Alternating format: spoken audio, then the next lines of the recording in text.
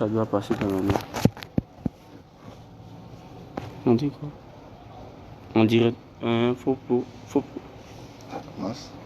Parle. Shalom, shalom, peuple de Dieu. Voilà, nous allons béni pour ce moment. Et nous allons demander de vous connecter. Tous ceux qui s'étaient connectés, qui attendaient, qui ont vu que nous ne venons pas, c'était des soucis de connexion. Maintenant que le Seigneur nous donne de commencer, nous voulons saluer les frères et sœurs qui sont connectés et ceux qui ne sont pas encore vont se connecter. Dites à vos frères et sœurs que le direct a commencé et qu'ils se connectent aussi. Soyez bénis, soyez salués. Soyez bénis, soyez salués. Nous sommes à 45 minutes de retard.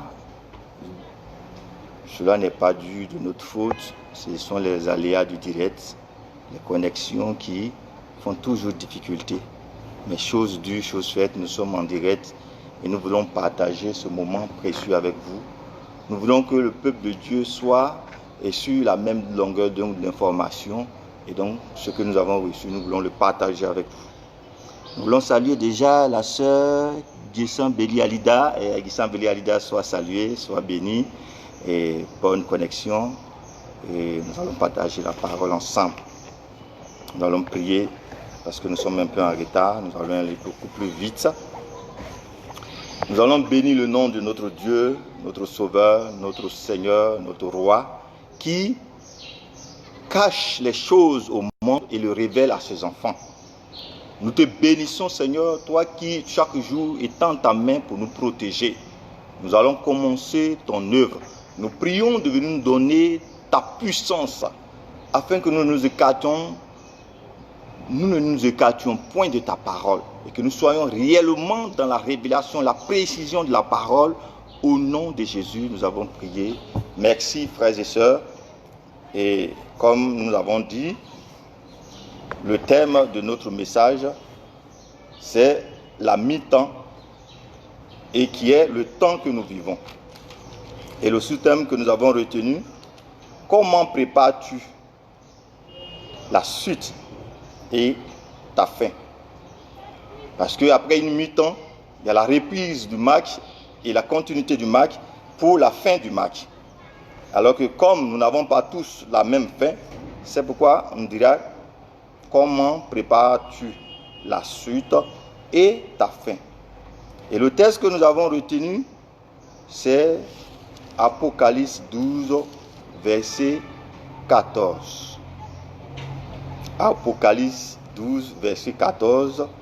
Et dans notre base, dans notre première publication, nous avons demandé à ce que chacun de nous fasse effort de lire déjà Apocalypse 14 pour que nous puissions comprendre.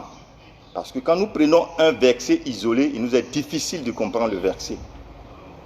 Il faut aller un peu en avant et en arrière pour comprendre le verset.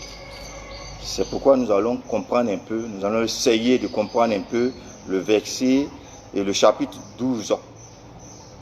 Alors le chapitre 12, nous allons lire les premiers versets, parce que nous n'allons pas tout lire. Nous supposons que vous avez déjà lu. Il dit, un grand signe parut dans le ciel, une femme enveloppée du soleil, la lune sous ses pieds et une couronne de 12 étoiles sur sa tête. Était enceinte, verset 2, et elle criait, étant en travail dans les douleurs de l'enfantement. Au verset 3, un autre signe parut encore dans le ciel, et voici, c'était un grand dragon rouge, ayant 7 têtes d'icônes, et sur ces 7 têtes, 7 diadèmes. Sa queue entraînait le tiers. Verset 4, des étoiles du ciel, et les jetait sur la terre. Le dragon se tint devant la femme qui allait enfanter, afin de dévorer son enfant, lorsqu'elle aurait enfanté. Au verset 5, elle enfanta un fils, on dit bien ici un fils. Elle enfanta un fils qui doit paître toutes les nations, et son enfant fut enlevé vers son trône. Et la femme s'enfuit dans le désert où elle avait un lieu préparé par Dieu afin qu'elle y fût nourrie pendant 1260 jours. Au verset 7, il y eut la guerre dans le ciel. L'ange Michel et les anges combattirent contre le dragon, et le dragon et ses anges combattirent, mais il ne fut pas, au verset 8, les plus forts, et leur place ne fut plus trouvée dans le ciel. Et il fut précipité, le grand dragon, le serpent ancien, appelé le diable et Satan, celui qui séduit toute la terre, et fut précipité sur la terre, et ses anges furent précipités avec lui. Et j'ai entendu dans le ciel une voix forte qui disait, maintenant le salut est arrivé, la puissance et le règne de notre Dieu et l'autorité de son esprit, car il a été précipité l'accusateur de notre frère, celui qui les accusait devant notre Dieu jour et nuit. Alors nous continuons. On va lire le verset 14 qui nous intéresse. Et les deux ailes de grand aigle furent données à la femme afin qu'elle s'envolasse au désert vers son lieu où elle est nourrie un temps, des temps et la moitié d'un temps, loin de la face du serpent. Alors voilà le verset qui nous lit, et voilà le texte qui est un peu lu dans sa moitié, je dirais, pour que nous puissions comprendre. Alors quand vous lisez tout le texte de l'Apocalypse 12, on a l'envie de nous demander de quoi parle cette prophétie de Jean. Jean, voilà quelqu'un qui Jésus aimait bien et qui se couchait sur le ventre de Jésus parce que Jésus l'aimait beaucoup. Et quand Dieu t'aime beaucoup, cela dépend de ce qu'il a mis en toi. Et en Jean, Dieu a mis beaucoup de choses, beaucoup de promesses, beaucoup de projets étaient en Jean. Au point que Jean, qui est du contemporain de Jésus, va dire comment est-ce que le monde fut créé. Au commencement était la parole était avec Dieu. Jean 1:1. C'est ce même Jean qui a écrit le livre de Jean, 1 Jean, 2 Jean, c'est ce même Jean, et c'est le même Jean, l'apôtre Jean, qui a écrit le livre d'Apocalypse, les révélations finales de toute la terre. Alors ce Jean va nous parler du ministère de la parole. Jean va nous enseigner comment la parole va évoluer, comment l'enseignement de la parole de Dieu doit évoluer. Vous êtes sans savoir que la parole c'est Jésus-Christ. Et Jésus-Christ, vous le voilà qui va naître par la femme. On parle d'un fils va naître parce que c'est un enfant qui va naître avec l'esprit. Ce n'est pas un enfant ordinaire. Nous sommes des épouses parce que nous n'avons pas l'esprit de Dieu. Mais lui, c'est un fils parce qu'il a l'esprit de Dieu. C'est lui, à sa naissance, qu'il y a eu guerre dans le ciel. Et les anges vont combattre. Anges avec l'archange Michel vont combattre contre les démons qui sont précipités, Satan, notre ennemi, sur la terre. Alors là, le Seigneur est en train de nous donner la prophétie de l'enseignement de la parole. Comment l'enseignement de la parole doit évoluer. Comment l'enseignement de la parole doit évoluer. Alors, il va dire au verset 10 ici, que voilà, au verset 10, il dit, j'ai entendu dans le ciel une voix forte qui disait, maintenant le salut est arrivé. Donc voilà les 4 étapes de l'évolution de la parole. Nous faisons ce briefing pour que tout le monde soit sur la même longueur d'onde et que nous comprenions qu'il s'agit bel et bien du cursus de l'évolution de la parole de Dieu, de l'enseignement de la parole de Dieu, du ministère de la parole. Alors le salut est arrivé. Au verset 10, après il dit encore la puissance de Dieu. Après la puissance de Dieu, le règne de Dieu et l'autorité de Christ. Nous voyons cela dans le même texte de l'Apocalypse 12 au verset 10. Le salut, c'était la naissance de la lumière, c'était la naissance de Jésus-Christ. Jésus-Christ naît, le salut est descendu sur la terre. Mais quand Jésus va faire tout son parcours, qu'il va partir, il va promettre aux apôtres la puissance de Dieu qui va survenir sur eux le jour de la Pentecôte. Donc, la parole enseignée va nous positionner à la puissance de la parole. Et après la puissance de la parole, le règne de Dieu. Le règne de Dieu, c'est le règne du Saint-Esprit. la manifestation d'une vie de sainteté. Parce que les enseignements que nous recevons ont pouvoir ou ont devoir de nous emmener à une vie de sainteté. C'est cela le règne de Dieu. Il faille que tous les enseignements que nous avons reçus nous donnent la capacité de vivre une vie de sainteté.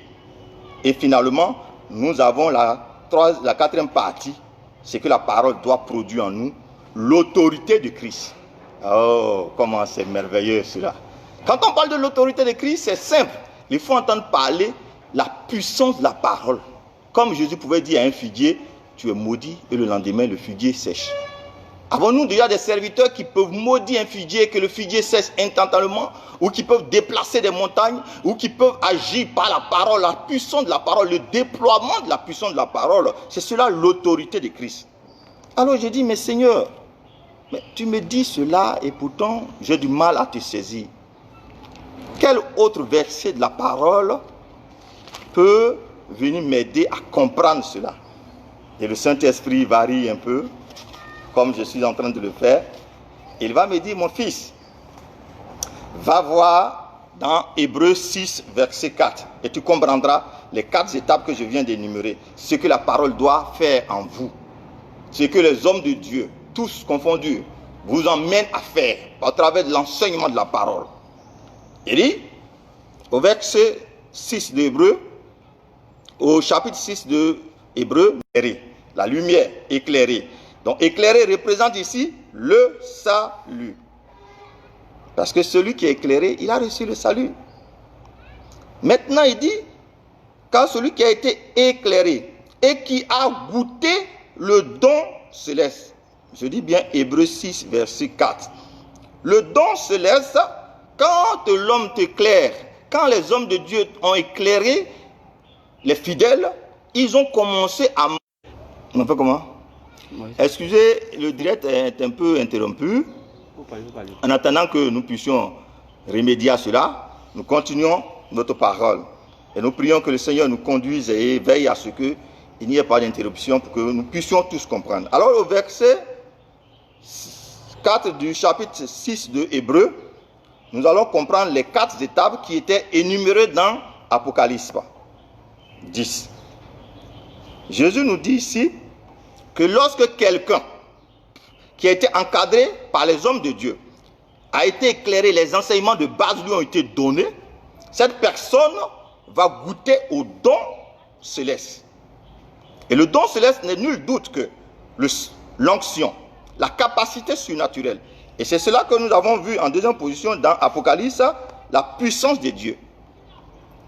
Et cette puissance, c'est ce que les apôtres attendaient le 10, verset 4. Vous suivez bien avec moi. Celui qui reçoit l'éclairage et qui a le don de l'esprit a pour but de le conduire à la vie de sainteté. Pourquoi? Parce que pour entretenir l'onction, nous sommes obligés de vivre la vie de sainteté. Donc le Seigneur lui donne une partie de lui-même en vue de nous rapprocher davantage de lui. Mais nous constatons qu'avec l'onction, nous est difficile de vivre la vie de sainteté. Laisse. Faut parler, c'est pour moi. Donc nous sommes toujours en direct, mais il y a des aléas, des coupures. Bon, c'est indépendant de notre volonté, on ne peut rien. Donc nous reprenons rapidement. Nous étions dans Apocalypse 12, verset 10, et le Seigneur nous a dit que lorsqu'il envoyait la parole sur la terre, l'enseignement de la parole, le ministère de la parole avait pour but de nous donner le salut, la puissance de Dieu, le règne de Dieu et l'autorité de Christ. Quelqu'un va me dire qu'il n'a pas compris, comme moi je n'avais pas compris ce texte. Et le Seigneur m'a dit, vas-y voir en Hébreux 6, verset 4. Et en Hébreux 6, verset 4, la Bible dit ceci. Car il est impossible que ceux qui ont été une fois éclairés, l'éclairage c'est le salut c'est la lumière, et qui ont goûté au don céleste. Le don céleste c'est l'onction. L'onction, c'est la puissance, la capacité surnaturelle que Dieu donne à quelqu'un pour l'exécution d'une chose précise. Et donc, la puissance de Dieu. Maintenant que tu as la puissance de Dieu, tu as l'onction. L'onction a le pouvoir de te conduire dans une vie de sainteté. Il dit encore, et qui ont goûté et qui ont eu part au Saint-Esprit. qui ont eu part au Saint-Esprit. Et dans l'Apocalypse, il dit le règne de Dieu. Or, Dieu règne dans une vie de sainteté.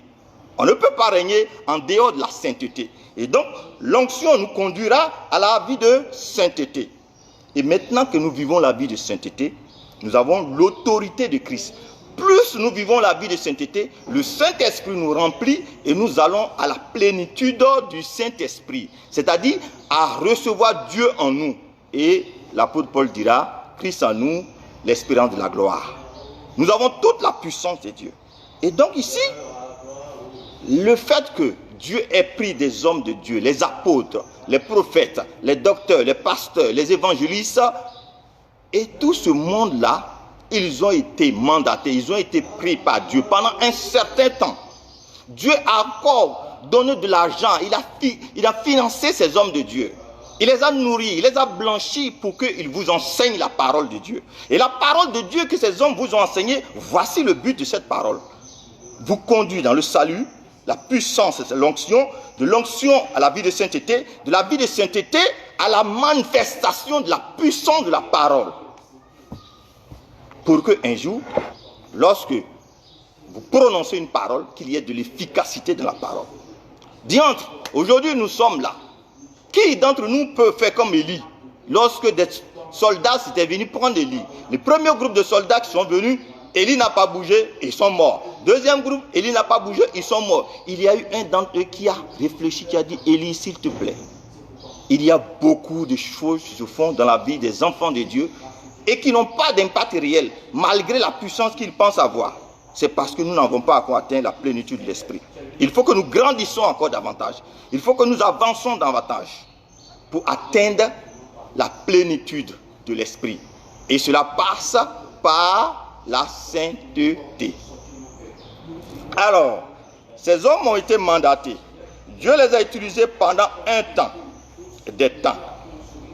Le passage que nous avons, ce que nous venons de faire, c'était un briefing pour que nous puissions être sur la même longueur d'onde, afin de comprendre ce passage. Et quand nous l'avons compris, nous savons qu'aujourd'hui, Apocalypse 12 était la prophétie sur le ministère de la parole. Ce que la parole doit faire, comment la parole allait évoluer. Et comment la parole, puisque la parole ne finira pas, on dit elle demeure éternelle, elle ne mourra pas, elle ne changera pas. Tout peut passer sauf la parole. Mais les étapes, puisque la Bible dit chaque chose a son temps. Combien de temps les hommes de Dieu, il leur était donné de vous enseigner, de nous enseigner? Est-ce que nous devions enseigner tout le temps? Est-ce que le peuple de Dieu devait être enseigné tout le temps? Et la Bible dit non. Non, ce n'est pas possible. Comprenez bien, parce que si vous ne comprenez pas, vous allez me dire qu'on est en train de dire que l'Église ne va pas reprendre. Ce n'est pas ce que j'ai dit. Ce n'est pas ce que j'ai dit. L'enseignement avait un temps. Ici, vous comprenez bien, il dit, au verset 14 de l'Apocalypse, notre texte de base, et les deux ailes du grand aigle furent données à la femme, afin qu'elle s'envolasse au désert vers son lieu où elle est nourrie. La nourriture dont on parle ici, c'est la nourriture céleste, c'est la parole, c'est l'enseignement de la parole. Et la femme, c'est l'Église, ce sont les âmes faibles. Nous avons été nourris pendant un temps. Des temps. Ici, des temps n'est pas précisé. Mais dans la Bible, le semeur, il est bien précisé pendant 2 temps. Donc, nous avons été nourris pendant un temps, pendant 2 temps, et la moitié d'un temps. Après quoi, nous ferons face au serpent. Nous étions à l'écart, quelque part dans le désert que le Seigneur nous avait préparé. Nous étions loin de Satan. Maintenant, nous ferons face au serpent. Après la moitié des temps. Alors, que symbolise ces temps? Le premier temps d'enseignement, c'était le temps des prophètes. Avant Jésus-Christ, les prophètes nous ont enseigné. Nous pouvons faire référence à Jérémie, nous pouvons faire référence à Ézéchiel, à Daniel, à Ésaïe. Ils nous ont tous enseigné pendant un temps. Après le temps des prophètes, il y a le temps du Messie lui-même, Jésus-Christ de Nazareth, notre roi, notre Dieu, notre sauveur. Les 2 autres temps, voici, énumérés. Il y a eu le temps de l'enseignement de Jésus-Christ lui-même. Il a enseigné. C'était le docteur. Il a enseigné pendant un temps. Il a eu 12 apôtres. On disait la femme devait accoucher et il avait 12 couronnes sur sa tête. Mais les 12 couronnes, c'était les 12 apôtres de Jésus-Christ. Jésus enseignait, il a eu 12 apôtres. Mais après le temps d'enseignement de Jésus, il y a eu le temps d'enseignement des apôtres. Les 2 temps. Et après les 2 temps, nous avons la moitié des temps que nous sommes aujourd'hui. Nous sommes à la moitié d'un temps. À la moitié du temps d'enseignement des hommes de Dieu que nous sommes, les serviteurs, les apôtres, en notre temps contemporain. Les hommes de Dieu enseignent, ils sont à la mi-temps de leur enseignement. Et c'est à cette mi-temps que prend, qu'on peut dire, l'enseignement théorique pour passer à l'enseignement pratique, à la puissance de la parole. Parce que la parole évolue. Nous sommes au règne, la sainteté. On a fini la sainteté, nous passons maintenant à la puissance de la parole, à la manifestation de la puissance de la parole. Et la Bible dit que c'est à la moitié d'un temps. Et cette moitié du temps, c'est ce que nous vivons, qu'on appelle la mi-temps. C'est ça la moitié d'un temps. Pour un match de football, les 45 premières minutes sont appelées la mi-temps, la moitié d'un temps. Parce que, à la reprise du temps, pour finir le match, on a les mêmes adversaires. Le diable et les fidèles chrétiens. Le diable et les fidèles chrétiens. Le Saint-Esprit et l'esprit impie. C'est nous qui allons continuer la fin du temps. Mais la mi-temps ici est une marque pour nous dire que la parole passe à une autre étape. Et je suis au regret pour ceux qui tombent tous les jours. Chaque jour vous tombez, vous relevez, vous tombez, vous relevez, vous tombez. On n'aura plus le temps pour vous. Pourquoi on n'aura plus le temps pour vous? Parce que nous sommes à la mi-temps. Et à la mi-temps, la Bible nous a dit que nous passons à l'autorité de Christ. Dans la manifestation de la parole. Et dans cette mi-temps, nous aurons en face de nous l'ennemi, Satan. Toutefois, il est encore difficile de comprendre, mais nous allons étape par étape. Alors la mi-temps, Satan sera en face de nous. L'épreuve sera en face de nous. Les attaques, la persécution sera en face de nous. Ce qui était mis à l'écart, parce que le Seigneur lui avait donné cette position, il est maintenant libéré à la mi-temps, à la moitié d'un temps, à la moitié des temps de l'enseignement des hommes de Dieu de notre époque. Et c'est pourquoi, pour observer la mi-temps, le Seigneur va permettre à une maladie, que je ne vais même pas nommer, de donner une pause générale à tout le monde entier. Parce que les choses de Dieu sont dans la Bible. On veut les ignorer, mais quand elles arrivent à leur terme, à leur accomplissement, elles se font savoir de toute la terre. Mon Dieu est le Dieu de toute la terre. Jésus-Christ de Nazareth est le Dieu de toute la terre. L'Éternel des armées est le Dieu de toute la terre. Donc quand il vous parle d'une pause, la moitié d'un temps, elle sera sûre. Cette période sera sûre de tout le monde entier. Nul doute de comprendre, ni d'expliquer que le monde est sur une pause. Le monde est en pause. Le monde est en mi-temps. Que ce soit l'école, que ce soit les églises, que ce soit les lieux de culte, et même l'économie, tout le monde est en pause. Nous sommes obligés de respecter la pause que le Seigneur avait déjà prédit par l'Apocalypse. Et c'est cette pause que nous vivons maintenant. C'est pourquoi nous avons dit que la mi-temps est le temps que nous vivons. Vu l'évolution de la parole de Dieu, vu la prophétie, car le Seigneur n'a rien fait, et il ne fera rien qu'il ne l'a déjà révélé à ses serviteurs.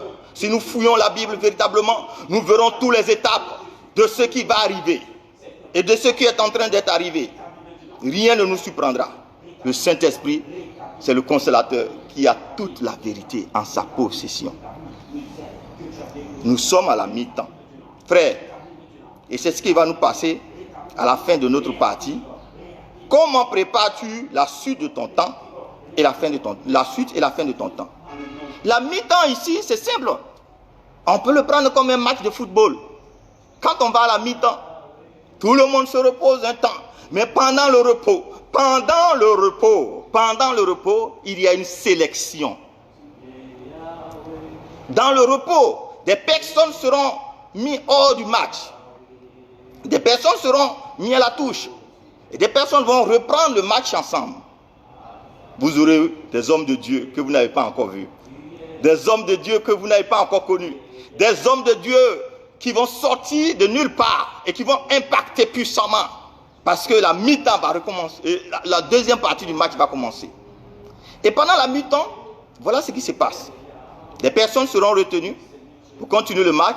Des personnes seront sur le banc de touche. Des personnes seront out. Je ne veux pas que tu sois out, frère.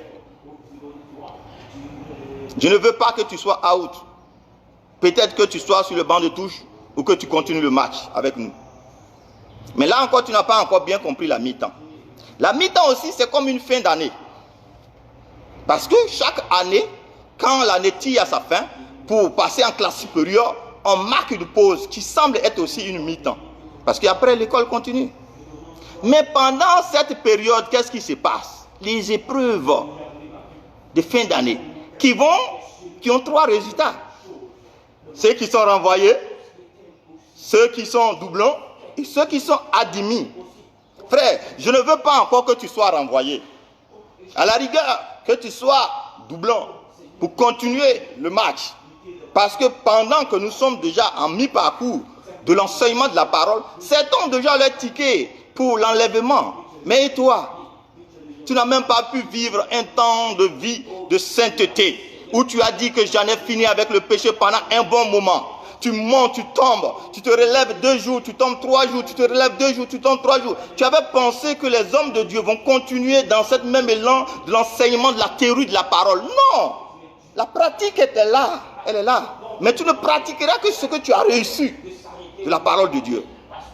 Tu ne pratiqueras que ce que tu as vécu de la parole de Dieu. Tu ne pratiqueras que ce que tu as obtenu de la parole de Dieu. C'est en cela qu'il y aura des renvoyés. C'est en cela qu'il y aura des doublants. Et des gens qui sont déjà admis. Admis où? Admis pour l'enlèvement. C'est tout. Admis pour l'enlèvement parce que nous connaissons le cursus des chrétiens. Nous devons être enlevés après quoi vient l'antichrist. La Bible a parlé de cela. Ce n'est pas un leurre ou une parole en l'air. C'est quelque chose qui va arriver, qui est sur le point d'arriver. Avant, nous disions que bon, les actes apocalyptiques ne vont pas nous atteindre. Aujourd'hui, nous sommes à la mi-temps, prédestinés et prescrits par l'Apocalypse. Nous sommes en ce temps aujourd'hui. Frère, peut-être que l'enlèvement nous trouvera encore sur la terre. Mais quelle sera ta position, mon frère, ma soeur? Et dans le moment des épreuves, voilà ce que l'on constate. Les réseaux sociaux nous ont donné des vidéos pêle-mêle d'hommes de Dieu, nous ont apporté de l'enseignement. Pêle-mêle d'hommes de Dieu. Et parmi ces hommes se trouve certainement l'ivraie et le vrai. Mais toutes sortes d'enseignements nous ont été distillés en foule et en vrague. Frère, si tu n'avais pas une base de données, voilà que tu seras perdu. Si tu n'avais pas retenu quelque chose de la parole, de fondement de la parole en toi, tu es déjà perdu. Et il y en a encore un groupe qui ont vu que l'église est fermée. Bon, voilà, c'est un bon débarras. Maintenant, on n'a plus la pression sur nous. Les affaires commencent. On n'a même plus le temps pour Christ. On n'a même pas le temps pour lire la parole, pour réviser tous les enseignements que nous avons reçus. 1 temps, 2 temps, la moitié d'un temps. Personne ne s'en préoccupe. On est là sur les réseaux sociaux en train de compter les morts. Ah oui, il y a eu 10 morts aux États-Unis, il y a eu 30 morts en Italie, il y a eu 20 morts. Mais toi qui vis, quel est ton sort? Laisse les morts aux morts et regarde la parole de Dieu et vis. Recherche la vie en toi et affronte ce qui arrive devant. Si le Seigneur te permet de vivre encore. C'est ça le problème. C'est ça le véritable problème. Tu es peut-être sans repère maintenant. Et si tu ne fais pas attention, tu seras renvoyé. Je suis en train de te dire ce matin que les choses ont un temps. Le temps de la parole, l'enseignement de la parole, où tu étais protégé par Dieu contre l'antichrist, contre Satan. Il y a eu un adversaire qui est descendu du ciel que nous connaissons, Satan. Lorsque le roi des rois devait venir, Satan y est aussi venu. Il est notre adversaire, il est là encore tout le jour jusqu'à ce que sa fin soit venue. Mais pour ce moment, frère, quelle est ta position? Ne sois pas renvoyé, frère. Sois au moins doublant. Maintenu encore en Christ. Parce qu'à la reprise, parce que nous allons reprendre forcément. À la reprise, d'autres auront abandonné leur église. pour aller dans d'autres sectes. D'autres même auront oublié tout ce qu'on appelle la parole de Dieu parce qu'ils disent que ouais, si Dieu était vivant, le coronavirus n'allait pas venir. Ou bien coronavirus, c'est pas Dieu qui l'a créé. Tout ce qu'ils sont en train de dire. Mais qui vous dit que quelque chose peut arriver sur ce monde, dans ce monde, que Dieu ne leur ait donné sa permission ou son accord? Si ce n'est pas la volonté absolue de Dieu, c'est la volonté que Dieu a permis, qu'on appelle la volonté permissive de Dieu. Mais il le permet pour quelque chose, pour marquer la mi-temps qui est écrit dans Apocalypse. Frère, revois ta position. Dans la mi-temps, on voit l'autre stratégie, on vérifie ta stratégie, on regarde les meilleurs combattants. Le Seigneur, je suis en train de vous parler, est en train de sélectionner les meilleurs hommes de Dieu, les meilleurs enfants de Dieu, les meilleurs serviteurs, ceux qui obéissent fidèlement à la parole sans rien retrancher, sans rien ajouter. Le Seigneur est en train de sélectionner pour continuer le match. Parce que dans la seconde partie, ce ne serait plus le règne du salut, la vie de sainteté simple, mais la manifestation de la puissance de la parole. La manifestation de la puissance de la parole qui Hébreu a appelé ici. Hébreu a dit quoi là? Hébreu a appelé partager la parole et la puissance du siècle. Et dans Apocalypse, il dit l'autorité de Christ. Voilà. C'est à cela que nous allons à la deuxième mi-temps. Et donc nous aurons des adversaires coriaces devant nous. Des adversaires coriaces devant nous, frères. Ce n'est pas le moment de dormir. C'est le moment de repositionner sa vie. De se repositionner pour être le choix de Dieu. Pour mener la deuxième mi-temps. Ce n'est pas donné à tout le monde, frère. Beaucoup d'hommes de Dieu qui étaient connus, des grands hommes de Dieu, vous les verrez écartés parce qu'ils ne pourront pas manifester la puissance de la parole. La manifestation de la parole, ceux qui diront n'auront pas de fait. Le diable sera en face de toi. Tu n'auras plus le temps de marchander avec lui. Il est en face de toi. Il sera en face de toi. Quand nous regardons ce passage, on dit bien, et elle sera nourrie un temps, loin de la face du serpent. Un temps, des temps, la moitié d'un temps, loin de la face du serpent. Après quoi, quand vous suivez le verset, le serpent vient et il lance là la première attaque, de l'eau. Frère, c'est de ça que je parlais. Il a lancé de l'eau. Beaucoup de paroles sont enseignées sur les réseaux sociaux. Et c'est de lancer, c'est lancer, c'est lancer. Qu'est-ce qui est vrai, qu'est-ce qui est de Dieu? On ne le sait pas. Si tu n'avais pas reçu une base de données. Frère, vous devez vous réveiller. Nous devons nous réveiller. Nous devons nous réveiller. Et ne pas penser qu'on va toujours rester dans la théorie de l'enseignement de la parole. Maintenant, nous sommes à la manifestation pratique. Vous n'allez pas pleurer comme Jérémie, au Jérémie 12, versets 1 à 5. Jérémie qui va dire à Dieu, mais mon papa, je ne comprends pas. Voilà des méchants qui naissent et qui prospèrent et qui font du mal et qui n'ont que Dieu dans la bouche, mais le cœur est noir. Et tout ce qu'ils font leur réussit. Ils se lèvent, ils fabriquent des virus, ça leur réussit. Ils se lèvent, ils vont tuer des gens, ça leur réussit. Mais Seigneur, où es-tu? Alors que moi, Jérémie, je suis fidèle à ta parole, je marche selon ta parole, j'obéis à ta parole. La vie de sainteté, j'ai évolué selon la parole, j'ai eu le salut, la puissance de l'esprit, le règne, la manifestation de la vie de sainteté. Et je suis même en phase d'avoir l'autorité de la puissance, l'autorité du Saint-Esprit, la puissance de la parole. Mais, voilà, ces gens-là, ils sont là. Seigneur, est-ce que tu ne viens pas descendre pour les tuer, pour les décapiter, pour les éliminer, afin que je vive? Mais le Seigneur va lui répondre au verset 5. Retenez ceci. Dieu lui dit, dans cette interview avec Jérémie, Dieu lui dit, Jérémie, toi tu es Jérémie, je le sais, c'est moi qui ai mis ce qui est en toi, je connais ce qui est en toi. Mais si tu ne peux pas marcher avec les piétons, comment peux-tu faire avec les chevaux? Si tu ne peux pas marcher avec le petit sorcier qui est à la maison avec toi et qui s'est rempli d'incantations, toi qui as été rempli de la parole de Dieu, tu ne peux pas combattre avec le piéton, un homme qui s'est rempli d'incantations, un marabout qui s'est rempli d'incantations, un franc-maçon qui s'est rempli d'incantations. Frère, qu'est-ce que tu pourras faire avec les chevaux si un homme est un problème pour toi? Comment les génies de la forêt, les fondements de ta famille, comment tu pourras les combattre, frère? C'est ce que Dieu va lui répondre. Mais là encore, ce n'est pas terminé. Si tu arrives à combattre ces fondements, Si tu as arrivé à combattre les génies, par exemple à la forêt de Banco, quand tu dois descendre, il y a un génie qui est là. On peut lui dire, génie, déplace-toi de là, et il se déplace. Mais lorsqu'on arrive à la manifestation de l'autorité de Christ, alors, il dit que si tu même arrives encore à manifester de la puissance devant ces chevaux, mais devant les rives orgueilleux du Jourdain, devant les phénomènes mondiaux, devant les difficultés mondiales, comment tu vas réagir, frère? Devant des oppositions mondiales, devant la cruauté mondiale, la méchanceté mondiale, les rives orgueilleux du Jourdain, frère, comment tu vas réussir? Tu vas dire à Jésus de descendre pour venir combattre pour toi? Ah, frère, tu ne feras pas ça, mon frère. C'est comme deux enfants de 4 ans. L'un est de Jésus et l'autre est de Satan. Deux enfants de 4 ans qui se battent. Et chacun a pris de son père.